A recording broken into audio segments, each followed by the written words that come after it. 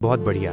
13वें अध्याय के गहन ज्ञान के बाद अब हम 14वें अध्याय की ओर बढ़ते हैं। यह अध्याय त्रिगुण सत्व रजस तमस के विज्ञान को समझाता है, जो प्रकृति का आधार है और मनुष्य को संसार से बांधे रखते हैं। यह जानकर ही कोई व्यक्ति इन गुणों से ऊपर उठकर परमात्मा को प्राप्त कर सकता है। श्रीमद् भगवद गीता अध्याय 14 गुणत्रय विभाग योग। श्लोक 1 से 10 गुणों का स्वरूप और बंधन। 1 श्लोक। श्री भगवान उवाच परम भूयः प्रवक्ष्यामि ज्ञानाना ज्ञानमुत्तमम् यज्ञात्वा मुनयः सर्वे परां सिद्धिमितो गताः। 1 अर्थ। श्री भगवान बोले, मैं ज्ञाना में भी उत्तम उस परम ज्ञान को फिर से भूयः कहूंगा, जिसे जानकर सभी मुनिजन इस संसार से परम सिद्धि मोक्ष को प्राप्त हुए हैं। भावार्थ। विस्तार से मतलब कृष्ण ये कहकर इस अध्याय के ज्ञान की महत्ता स्थापित करते हैं कि ये सभी ज्ञानों में सर्वश्रेष्ठ है। यह वह ज्ञान है जिसे प्राप्त करके बड़े बड़े ऋषि भी मोक्ष प्राप्त कर चुके हैं। यह ज्ञान ब्रह्म विद्या परमात्मा का ज्ञान का सार है और 13वें अध्याय के ज्ञान को व्यवहारिक रूप देता है। 2 श्लोक। इदं ज्ञानमुपाश्रित्य मम साधर्म्यमागताः नोपजायन्ते प्रलये न व्यथन्ति वच 2 अर्थ। इस ज्ञान का आश्रय लेकर मेरे स्वरूप साधर्म्यम को प्राप्त हुए पुरुष सृष्टि के आरंभ में भी पुनः उत्पन्न नहीं होते और प्रलय काल में भी व्याकुल नष्ट नहीं होते। भावार्थ। विस्तार से मतलब कृष्ण इस ज्ञान का फल बताते हैं। जो इसे प्राप्त कर लेता है वो जन्म मृत्यु के चक्र से पूरी तरह मुक्त हो जाता है। वह प्रलय, सृष्टि का विनाश और सृष्टि नया आरंभ दोनों से अप्रभावित रहता है, क्योंकि वह ईश्वर के नित्य स्वरूप को प्राप्त कर चुका होता है। 3 श्लोक। मम योनिर्महद्ब्रह्म तस्मिन् गर्भं दधाम्यहम् संभवः सर्वभूतानां ततो भवति। भारत 3 अर्थ। हे भारत, महान ब्रह्म मूल प्रकृति मेरी योनि गर्भ धारण का स्थान है। मैं उसमें गर्भ स्थापित करता हूँ और उसी से सभी प्राणियों की उत्पत्ति होती है। भावार्थ। विस्तार से मतलब कृष्ण सृष्टि की प्रक्रिया समझाते हैं। महान ब्रह्म का अर्थ है मूल प्रकृति या प्रकृति के तीनों गुणों सत्व रजस तमस का साम्यावस्था संतुलित रूप। कृष्ण पुरुष परमात्मा उस जड़ प्रकृति योनि में चेतन शक्ति गर्भ स्थापित करते हैं। इस मेल से ही संपूर्ण सृष्टि का आरंभ होता है। 4 श्लोक। सर्वयोनिषु कौन्तेय मूर्तय संभवन्ति या तासां ब्रह्म महद्योनिर्हं बीज प्रदः पिता 4 अर्थ। हे कुंती पुत्र, सभी योनियों जातियां प्रजातियां में जितने भी शरीर उत्पन्न होते हैं उन सब की महान ब्रह्म प्रकृति योनि है और मैं परमात्मा बीज देने वाला पिता हूँ। भावार्थ। विस्तार से मतलब यहाँ ये स्पष्ट किया गया है कि सृष्टि का मूल कारण क्या है। प्रकृति माँ के समान है जो शरीर रूपी तत्वों को प्रदान करती है। परमात्मा पिता के समान है जो जीवन की चेतना बीज प्रदान करता है। सभी जीव चाहे वे किसी भी योनि के हों इसी संयोग से उत्पन्न होते हैं। 5 श्लोक। सत्वं रजस्तम इति गुणाः प्रकृति संभवा निबध्नन्ति महाबाहो देहे देहनम व्यम 5 अर्थ। हे महाबाहो, सत्व रजस और तमस ये तीनों गुण प्रकृति से उत्पन्न हुए हैं और ये अविनाशी देही आत्मा को शरीर में बांधते हैं। भावार्थ। विस्तार से मतलब कृष्ण त्रिगुणों का परिचय देते हैं। ये तीनों गुण प्रकृति के मूल तत्व हैं। आत्मा स्वभाव से अविनाशी अव्यय है, लेकिन जब वो शरीर में प्रवेश करती है तो ये गुण उसे बंधन में डाल देते हैं। ये बंधन लोहे की जंजीर जैसे नहीं होते बल्कि मनोवैज्ञानिक और स्वभावगत होते हैं। 6 श्लोक। तत्र सत्वं निर्मलत्वात् प्रकाशकं नामयम् सुखसंगेन बध्नाति ज्ञान संगेन चांद 6 अर्थ। हे निष्पाप अनग, उनमें से सत्व गुण निर्मल होने के कारण प्रकाशक चेतना देने वाला और विकार रहित अनामयम है। ये सुख की आसक्ति से और ज्ञान की आसक्ति से बांधता है।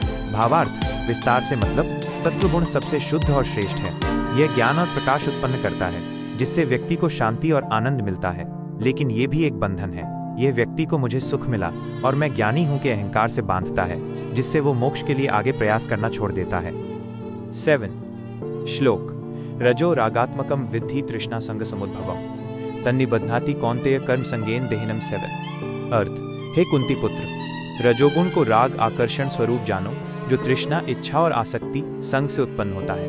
वह देही आत्मा को कर्मों की आसक्ति से बांधता है। भावार्थ। विस्तार से मतलब रजोगुण गति और कर्म का कारण है। यह इच्छाएं तृष्णा और लगाव आसक्ति पैदा करता है। ये गुण व्यक्ति को लगातार काम करने और फल प्राप्त करने की चाह से बांधता है। रजोगुण वाला व्यक्ति क्रियाशील तो होता है लेकिन फल की लालसा के कारण बंधा रहता है। 8 श्लोक। तमस्त्व ज्ञानजम विद्धि मोहनम सर्वदेहिनाम प्रमादालस्य निद्राभिस्तन्निबध्नाति। भारत 8 अर्थ। हे भारत, तमोगुण को तो अज्ञान से उत्पन्न और सभी देहधारियों को मोहने वाला जानो। वो प्रमाद, लापरवाही, आलस्य और निद्रा, ज्यादा सोना द्वारा बांधता है। भावार्थ, विस्तार से मतलब तमोगुण अंधकार और अज्ञान का प्रतीक है। यह व्यक्ति को कर्तव्य से विमुख करके मोह में डालता है। यह लापरवाही, गलत को सही समझना, आलस्य और अत्यधिक नींद पैदा करता है। यह गुण बुद्धि को ढक देता है और व्यक्ति को जड़ता, इनर्शिया से बांधता है। 9 श्लोक। सत्वम सुखे संजयति रजः कर्मणि भारत, ज्ञानमावृत्य तु तमः प्रमादे संजयत्युत 9। अर्थ, हे भारत, सत्वगुण सुख में लगाता है, रजोगुण कर्म में लगाता है और तमोगुण तो ज्ञान को ढककर आवृत्य प्रमाद, लापरवाही में लगाता है। भावार्थ, विस्तार से मतलब यह श्लोक तीनों गुणों के प्रभाव का संक्षेप में सार प्रस्तुत करता है। तीनों गुण आत्मा को बांधते हैं, लेकिन अलग अलग तरह से। सत्व, सोने की जंजीर, सुख और ज्ञान के अहंकार से। रजस, तांबे की जंजीर, कर्म और इच्छाओं की लालसा से। तमस, लोहे की जंजीर, अज्ञान और आलस्य से। 10 श्लोक। रजस्तमश्चाभिभूय सत्वं भवति भारत, रजसत्वं तमश्चैव तमसत्वं रजस तथा 10। अर्थ, हे भारत, रजोगुण और तमोगुण को दबाकर अभिभूय सत्वगुण बढ़ता है। सत्वगुण और तमोगुण को दबाकर रजोगुण बढ़ता है और सत्वगुण तथा रजोगुण को दबाकर तमोगुण बढ़ता है। भावार्थ, विस्तार से मतलब कृष्ण समझाते हैं कि ये तीनों गुण स्थिर नहीं रहते, बल्कि लगातार एक दूसरे से प्रतिस्पर्धा करते रहते हैं। एक समय में केवल एक गुण ही प्रमुख होता है और बाकी दो को दबा देता है। व्यक्ति को अपने कार्य, विचार और भोजन के द्वारा ये देखना चाहिए कि कौन सा गुण उस पर हावी है। श्लोक 11 से 20। गुणों की वृद्धि के लक्षण और मोक्ष का मार्ग। 11 श्लोक। सर्वद्वारेषु उपजायते ज्ञानम यदा तदा विद्या द्विवृद्धम सत्वमित्युत। 11। अर्थ, जब इस शरीर के सभी द्वारों, इंद्रियों में ज्ञान, बुद्धि की निर्मलता प्रकाशित होता है, तब जानना चाहिए कि सत्व गुण की वृद्धि हुई है। भावार्थ, विस्तार से मतलब सत्व गुण जब बढ़ता है तो व्यक्ति के सभी इंद्रियों, आंखें, कान, मन, बुद्धि में निर्मलता आती है। व्यक्ति को सही गलत का स्पष्ट ज्ञान होता है, ध्यान में शांति मिलती है और समझदारी बढ़ती है। 12 श्लोक। लोभ प्रवृत्तिरारंभ कर्मणाम शमः स्पृहा, रजस्येतानि जायन्ते विवृद्धे भरतर्षभ। 12। अर्थ, हे भरत श्रेष्ठ, रजोगुण की वृद्धि होने पर लोभ, लालच, प्रवृत्ति, कर्मों में संलग्नता, स्वार्थ से नए काम शुरू करना, अशांति, अशमः और विषयों की तीव्र इच्छा, स्पृहा, ये सब उत्पन्न होते हैं। भावार्थ, विस्तार से मतलब रजोगुण के बढ़ने पर व्यक्ति अत्यधिक क्रियाशील हो जाता है।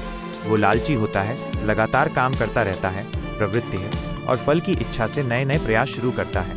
उसका मन अशांत रहता है और वह सांसारिक सुखों की तीव्र इच्छा रखता है। 13 श्लोक। प्रमादो मोहेवच तमस्येतानि जायन्ते विवृद्धे कुरुनंदन। 13। अर्थ, हे कुरुनंदन, तमोगुण की वृद्धि होने पर अप्रकाश, अज्ञान, अकर्मण्यता, प्रवृत्ति का अभाव, लापरवाही, प्रमाद और मोह, भ्रम, ये सब उत्पन्न होते हैं। भावार्थ, विस्तार से मतलब तमोगुण की वृद्धि होने पर बुद्धि पर अज्ञान का पर्दा पड़ जाता है। व्यक्ति आलसी हो जाता है, अकर्मण्यता, कर्तव्य भूल जाता है, प्रमाद और सही गलत के निर्णय में भ्रमित रहता है, मोह। ये जड़ता, इनर्शिया की स्थिति है।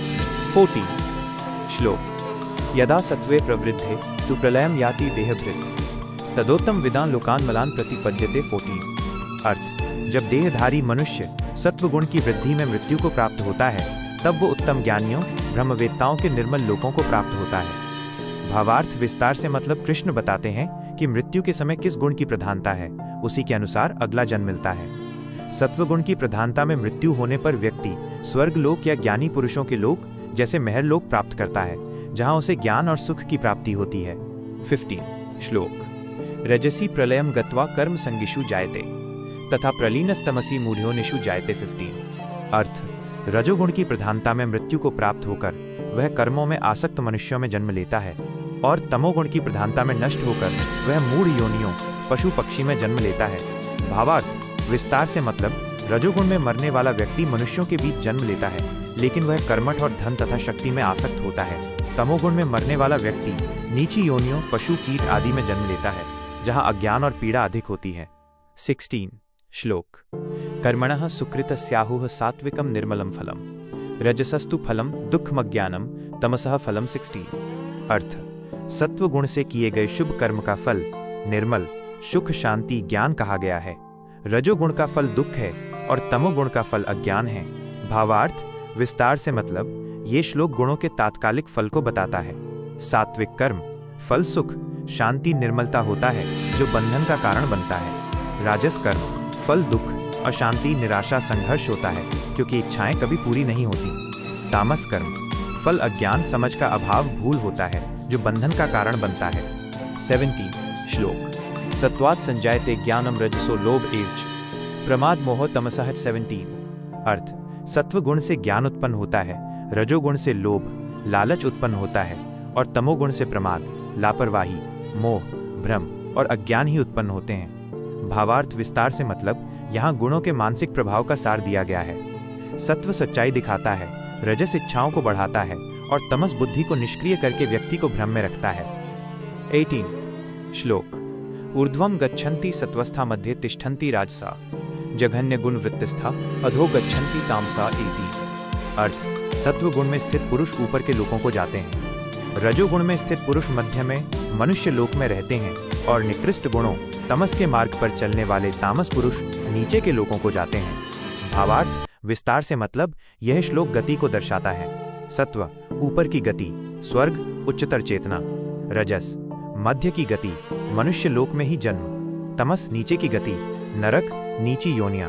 19 श्लोक नान्यम गुणेभ्यः कर्तारम यदा द्रष्टानुपश्यति गुणेभ्यश्च परम वेत्ति मद्भावम। 19 अर्थ जब देखने वाला ज्ञानी गुणों के अतिरिक्त किसी और को कर्ता नहीं देखता और गुणों से परे परमात्मा को जानता है, तब वो मेरे स्वरूप मद्भावम को प्राप्त होता है। भावार्थ विस्तार से मतलब ये मोक्ष का सिद्धांत है। ज्ञानी जानता है कि शरीर, मन और इंद्रियों द्वारा होने वाले सभी कार्य केवल प्रकृति के गुणों का खेल है। आत्मा अकर्ता है। इस अकर्तापन को जानकर और ये जानकर कि परमात्मा इन तीनों गुणों से परे है, वह बंधन से मुक्त होकर ईश्वर के स्वरूप को प्राप्त कर लेता है। 20 श्लोक गुणानितान्तीत्य त्रीन्देहि देह समुद्भवान। 20 अर्थ देहधारी आत्मा, शरीर से उत्पन्न, देह समुद्भवान, इन तीनों गुणों को पार अतीत्य करके जन्म, मृत्यु, बुढ़ापा और सब प्रकार के दुखों से मुक्त होकर अमृतत्व, अमृतम को प्राप्त होता है। भावार्थ विस्तार से मतलब यह अध्याय का अंतिम लक्ष्य है। जब आत्मा ये जान लेती है कि वो इन गुणों से अलग है, तो वो इन बंधनों को तोड़ देती है। जन्म, मृत्यु, बुढ़ापा और दुख सब शरीर गुणों का कार्य में होते हैं, आत्मा में नहीं। गुणों से ऊपर उठकर गुणातीत होकर व्यक्ति अमर हो जाता है। श्लोक 21 से 27 गुणातीत के लक्षण और अंतिम उपदेश। 21 श्लोक अर्जुन उवाच कैर्लिंगैस्त्रीन् गुणानेतानतीतो भवति प्रभो किमाचारः कथम चैतांस्त्रीन् गुणान् वर्तते। 21 अर्थ अर्जुन ने कहा, हे प्रभु, इन तीनों गुणों को पार कर गया गुणातीत पुरुष किन लक्षणों कह लिंगैः से युक्त होता है, उसका आचरण कैसा होता है और वह किस प्रकार इन तीनों गुणों को पार करता है। भावार्थ विस्तार से मतलब ज्ञान सुनने के बाद अर्जुन व्यवहारिक प्रश्न पूछते हैं। वह जानना चाहते हैं कि 1 पहचान, गुणातीत व्यक्ति को कैसे पहचाना जा सकता है। 2 आचरण, गुणों से मुक्त व्यक्ति कैसे व्यवहार करता है। 3 मार्ग, गुणों के बंधन को तोड़ने का तरीका क्या है।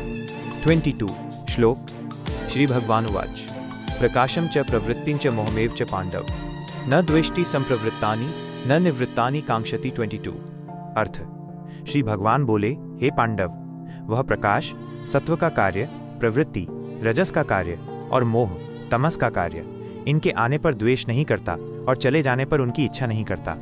भावार्थ विस्तार से मतलब यह गुणातीत व्यक्ति की पहचान है।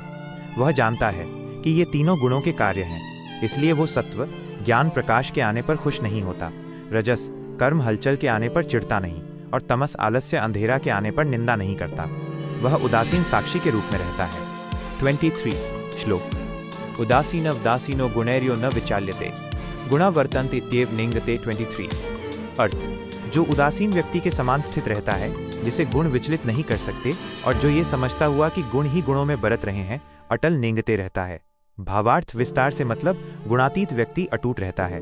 वो साक्षी के रूप में बैठा रहता है, न कि कर्ता के रूप में। वो देखता है कि बाहर जो कुछ हो रहा है, क्रोध, आनंद, आलस्य, वो केवल प्रकृति के गुणों की आपस की क्रिया है, आत्मा इसमें शामिल नहीं है। 24 श्लोक समदुख सुखः स्वस्थः समलोष्टाश्म कांचना तुल्य प्रिय प्रियो धीरस तुल्य निंदात्म संस्तुति। 24 अर्थ जो सुख दुख में समान है, जो अपने स्वरूप में स्थित स्वस्थ है, जिसके लिए मिट्टी का ढेला, पत्थर और सोना समान है, जो प्रिय और अप्रिय में समान है और जो निंदा तथा अपनी प्रशंसा में भी समान है। भावार्थ विस्तार से मतलब गुणातीत व्यक्ति द्वंद्वों से मुक्त होता है। उसका मन भौतिक वस्तुओं के प्रति उदासीन होता है, सोना, पत्थर, मिट्टी समान। वह भावनात्मक रूप से स्थिर होता है, सुख दुख, प्रिय अप्रिय समान। वो सामाजिक प्रतिक्रिया, निंदा प्रशंसा से अप्रभावित रहता है, क्योंकि वो स्वयं के स्वरूप आत्मा में स्थित है। 25 श्लोक। मानापमान्योस्तुल्यस्तुल्यो मित्रारि पक्षयो सर्वारंभ परित्यागी गुणातीतः स उच्यते। 25 अर्थ, जो मान और अपमान में समान है, मित्र और शत्रु पक्ष में समान है, और जिसने सभी कर्मों का आरंभ फल की इच्छा से त्याग दिया है, वो गुणातीत कहा जाता है। भावार्थ विस्तार से मतलब ये पिछले श्लोक की बात को और अधिक दृढ़ करता है। गुणातीत पुरुष सामाजिक बंधनों, मान अपमान, शत्रुता मित्रता से मुक्त होता है। वो फल की इच्छा से कोई नया कार्य शुरू नहीं करता। सर्वारंभ परित्यागी, उसका जीवन केवल कर्तव्य और निष्काम कर्म पर आधारित होता है। 26 श्लोक। मां च भक्त्योगेन सेवते सगुणान् स्मतीत्येतान् ब्रह्म भूयाय कल्पते। 26 अर्थ, और जो मनुष्य अव्यभिचारिणी एकनिष्ठ भक्ति योग के द्वारा मेरी सेवा करता है, वह इन सभी गुणों को अच्छी तरह से पार करके समतीत्य ब्रह्म पद ब्रह्म भूयाय को प्राप्त करने योग्य हो जाता है। भावार्थ विस्तार से मतलब कृष्ण गुणातीत बनने का मार्ग बताते हैं। गुणातीत बनने का सबसे सरल और प्रभावी उपाय अव्यभिचारिणी भक्ति, अनन्य भक्ति है। जब भक्त केवल कृष्ण में लीन हो जाता है, तो प्रकृति के गुण सत्व भी उसे बांध नहीं सकते। भक्ति के बल से वो आसानी से गुणों के बंधन को तोड़कर ब्रह्म स्वरूप को प्राप्त कर लेता है। 27 श्लोक। ब्रह्मणो हि प्रतिष्ठाहं मृतस्याव्यस्य च शाश्वतस्य च धर्मस्य सुखस्य कांतिकस्य। 27 अर्थ, क्योंकि मैं ही उस ब्रह्म का, अमृत का और अविनाशी का अव्यस्य आश्रय प्रतिष्ठा हूँ, तथा शाश्वत धर्म का और अत्यंतिक सुख परम आनंद का भी आश्रय हूँ। भावार्थ विस्तार से मतलब यह श्लोक अध्याय का अंतिम रहस्य बताता है। कृष्ण कहते हैं कि निर्गुण ब्रह्म, जिसे प्राप्त करने के लिए गुण पार करने पड़ते हैं, स्वयं कृष्ण में ही स्थित है। ब्रह्म निराकार सत्य, अमृत अव्यय अमरत्व, शाश्वत धर्म, सनातन नियम, एकांतिक सुख, परम आनंद, इन सभी का अंतिम आधार प्रतिष्ठा स्वयं श्री कृष्ण ही है। इसलिए कृष्ण की भक्ति श्लोक 26 करने से साधक सीधे सभी लक्ष्यों को प्राप्त कर लेता है। ओम तत्सदिति श्रीमद्भगवद्गीता सूपनिषत्सु ब्रह्म विद्यायां योगशास्त्रे श्री कृष्णार्जुन संवादे गुणत्रय विभाग योगो नाम। इस प्रकार श्रीमद् भगवद गीता के 14वें अध्याय गुणत्रय विभाग योग का अर्थ और भावार्थ समाप्त होता है। ये अध्याय मोक्ष के लिए गुणों से ऊपर उठने का मार्ग बताता है। अगर आपको ये दिव्य ज्ञान पसंद आया और आप चाहते हैं कि ये आध्यात्मिक ज्ञान अधिक लोगों तक पहुंचे, तो कृपया इसे लाइक और सब्सक्राइब करें। क्या आप गीता के 15वें अध्याय की ओर बढ़ना चाहेंगे?